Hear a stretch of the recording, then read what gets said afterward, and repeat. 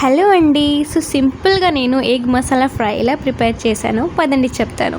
First of all నేనైతే గుడ్డుని ముందు నుంచే బాయిల్ చేసి ఉంచానండి. అందులో నేను పసుపు ఇంకా రెడ్ చిల్లీ పౌడర్ వేసి ఇంకొద్దిగా ఫ్రై చేసి ఒక ప్లేట్ తీసానమాట. దెన్ ఆ కడాయిలోనే నేను కొద్దిగా నూనె ఇంక జీలకర్ర ఇంకా చాప్ చేసిన ఉల్లిపాయలు వేసి గోల్డెన్ బ్రౌన్ అయ్యేదాకా ఫ్రై చేశానండి. అది అయిపోయిన తర్వాత ఏం చేశానంటే ఒక టమాటోని ప్యూరీ చేసి వేసానండి. దెన్ ఇంకొద్దిగా మిక్స్ చేశాను. తర్వాత అన్ని మసాలా అంటే haldi powder, red chilli powder ఇంకా ధనియా పౌడర్ అన్నీ వేసి ఇంకొద్దిగా ఫ్రై చేశాను. ఎందుకంటే మసాలా నుంచి నూనె బయటికి రావాలి కదా. అది అయిపోయిన తర్వాత ఏంటంటే ఆ గుడ్డుని వేసాను అనమాట అండి. ఆ గుడ్డు వేసిన తర్వాత ఇంకొద్దిగా బాగా కలిపేసి ఒక 5 minutes అలా వదిలేసాను అనమాట. దెన్ నేను ఏం చేశానంటే అందులో సాల్ట్ వేసానండి. సాల్ట్ మీ టేస్ట్ బట్టి మీరు వేయచ్చు. సో ఇప్పుడు నేను కొద్దిగా నీళ్ళు వేసానండి, ఎందుకంటే నాకు కొద్దిగా గ్రేవీ కావాలి. ఫైనలీ టేస్ట్ కోసం నేను కొద్దిగా చికెన్ మసాలా పౌడర్ వేసానండి.